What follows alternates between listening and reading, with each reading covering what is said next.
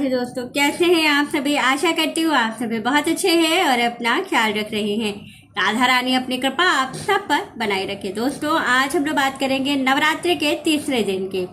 नवरात्रि का तीसरा दिन 24 सितंबर का दिन और साथ ही दिन बुधवार है। तीसरा दिन माँ चंद्रघंटा का दिन होता है और इस दिन विशेष रूप से कुछ उपाय करने पर आपको धन प्राप्ति, लक्ष्मी प्राप्ति, कर्ज मुक्ति, व्यापार वृद्धि और साथ ही माँ की विशेष कृपा आपको, माँ चंद्रघंटा की विशेष कृपा आपको प्राप्त होती है। तो चलिए जानते हैं क्या करना है, कौन से उपाय हैं जिनको कि बहुत ही आसान उपाय आपको बताने वाली हूँ। लाल चंदन की 7 बिंदी के बारे में बताऊंगी कैसे आपको लगाना है और विशेष रूप से लाल पुष्प, 7 लाल पुष्प के उपाय बताने वाली हूँ। बहुत कारगर उपाय है जो कि गुरुजी ने, पंडित प्रदीप मिश्रा जी ने अपने वीडियो में बताया है। और ये जो वीडियो बताने वाली हूँ ये शास्त्र सम्मत है। कोई भी चीज मैं अपनी तरफ से आपको नहीं बता रही हूँ, तो वीडियो को अंत तक देखिए और अच्छे से समझिए क्या करना है, कैसे और किन बातों का विशेष रूप से आपको ध्यान रखना है। तो चलिए वीडियो शुरू कर लेते हैं। लेकिन उससे पहले अगर अभी तक आपने मेरे चैनल को सब्सक्राइब नहीं किया है तो चैनल सब्सक्राइब कर लीजिएगा, बेल आइकन को दबाना बिल्कुल ना भूलिएगा। जानकारी अच्छी लगे तो वीडियो को लाइक शेयर जरूर कीजिएगा। तो चलिए वीडियो शुरू कर लेते हैं। और आप सभी को सबसे पहले माँ चंद्रघंटा के दिवस की बहुत सारी हार्दिक शुभकामनाएं। नवरात्रि के तीसरे दिन की बहुत शुभकामनाएं। तो देखिए, क्योंकि नवरात्रि चल रही है, माँ की विशेष कृपा पाने के लिए बहुत सारे उपाय हम लोग करते हैं। लेकिन जब नवरात्रि का दिन होता है और साथ ही तीसरा दिन माँ चंद्रघंटा का दिन होता है, ये जो चंद्रघंटा माँ है ये हमारी सभी प्रकार की समस्याओं से रक्षा करती हैं, सभी प्रकार के शत्रुओं से हमारी रक्षा करती हैं। विशेष रूप से इनको जो है इनका आवाहन करने पर, इनकी पूजा करने पर हमें समस्त कामनाओं की पूर्ति होती है। जीवन में हम बहुत सारी सुख और समृद्धि को भी प्राप्त करते हैं। तो सबसे महत्वपूर्ण चीज है कि आपको 7 बिंदी का उपाय कैसे करना है। शिव जी के मंदिर जाकर के करना है, लेकिन बहुत अचूक उपाय आपको बताने वाली हूँ। तो वीडियो अंत तक जरूर देखिएगा, तभी आपको समझ में आएगा कि आपको क्या करना है और कैसे। देखिए, सबसे पहली चीज है शिव जी के मंदिर में जाना है आपको। जैसे कि माँ चंद्रघंटा का दिन है, तो सबसे पहले अगर आप नवरात्रि का व्रत करते हैं तो सबसे सर्वप्रथम काम करिएगा कि स्नान करके सबसे पहले माँ की आराधना कीजिएगा। माँ की आराधना को छोड़ करके आप पहले शिव जी की आराधना मत कीजिएगा। सबसे पहले आपको स्नान करना है माँ की, जहाँ पर आपने स्थापना कर रखी है। कलश स्थापित किया है, नहीं किया है, सिर्फ व्रत रखते हैं, सिर्फ पूजन करते हैं, जैसे भी आपने जो भी नियम लिया है उन सभी के तहत आपको सबसे पहले माँ की आराधना करनी चाहिए। माँ की आराधना करने के बाद फिर आपको क्या करना है, 1 लोटा जल लेकर के जाना है शिव जी के मंदिर में। सबसे पहले आपको क्या करना है, शिव जी पर जल समर्पित करना है, लेकिन डायरेक्ट शिव जी पे नहीं। कैसे? सबसे पहले गणेश जी का स्थान, फिर अशोक सुंदरी जी का स्थान, फिर स्वामी कार्तिकेय का स्थान, माता पार्वती का हस्तकमल वाला स्थान और फिर शिव जी। जल समर्पित करने के बाद अब आपको बिंदी कहाँ लगानी है।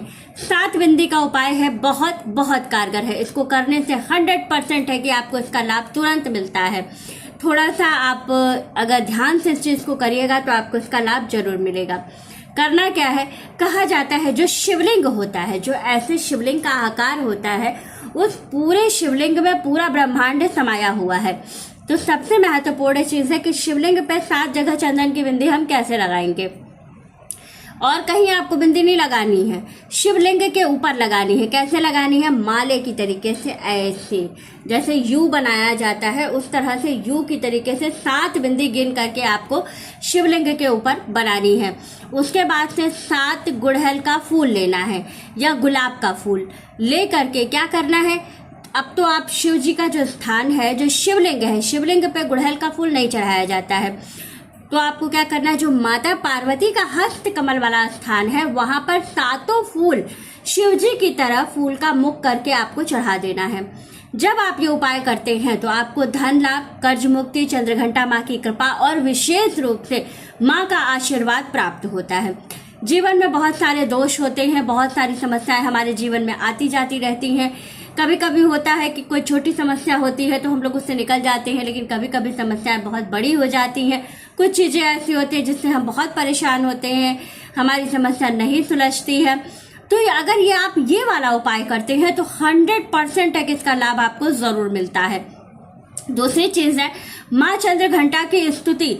अगर आप शिव मंदिर में बैठ करके माँ चंद्रघंटा की स्तुति करते हैं, उनका ध्यान करते हैं, उनका कवच पढ़ते हैं या उनका ध्यान कर लेते हैं और माँ चंद्रघंटा के मंत्रों का जप कर लेते हैं, तो भी आपको इसका बहुत बहुत लाभ मिलता है। माँ चंद्रघंटा का जो मंत्र है वो उसकी वीडियो मेरे ऑफिशियल चैनल पर अपलोडेड है, आप वहां से चेकआउट कर सकते हैं, वरना आप चाहे तो किसी और का भी देख सकते हैं, ऐसा कुछ नहीं है, लेकिन मेरे पे भी अपलोडेड है, वहां से भी आप चेकआउट कर सकते हैं।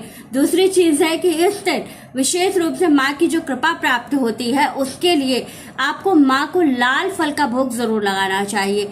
आप जो तीसरा दिन है उस दिन माँ का जो भोग है वो तो आपको लगाना ही है, यानी कि माँ चंद्रघंटा को केले का भोग लगाया जाता है, तो आप विशेष रूप से केले का भोग तो लगाइएगा ही, लेकिन साथ ही लाल फल माँ को बहुत बहुत जल्दी प्रसन्न करने के लिए होता है।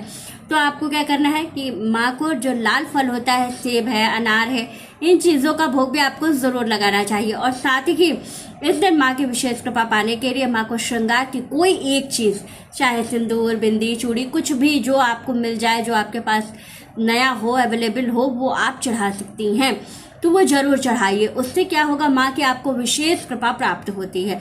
साथ ही जीवन में तरक्की करना चाहते हैं, बहुत सारे कष्ट है, बहुत सी समस्याएं हैं, नौकरी कर रहे हैं, नौकरी में बढ़ नहीं पा रहे हैं, बहुत सारी प्रॉब्लम्स आ रही हैं, तो क्या करना है आपको? कुछ नहीं करना है, सिर्फ जाना है शिव जी के मंदिर में, और शिव जी के मंदिर में जो अशोक सुंदरी जी का स्थान है वहां पर एक पान लगा हुआ, जो सादा पान होता है लगा हुआ, वो पान आपको अशोक सुंदरी जी के स्थान पे अपनी प्रॉब्लम, अपनी समस्या कहते हुए वहां पर चढ़ा देना है। जैसे ही आप एक पान चढ़ाते हैं, आपकी तुरंत आपकी समस्या वहीं समाप्त हो जाती है। माँ बहुत जल्दी, बहुत दयालु है और बहुत बहुत जल्दी सुनती है, इसलिए कहती हूँ बहुत छोटे छोटे लेकिन बहुत ही कारगर और अचूक उपाय आपको बताती हूँ, जिसको करने से आपको 100% इसका लाभ जरूर मिलता है।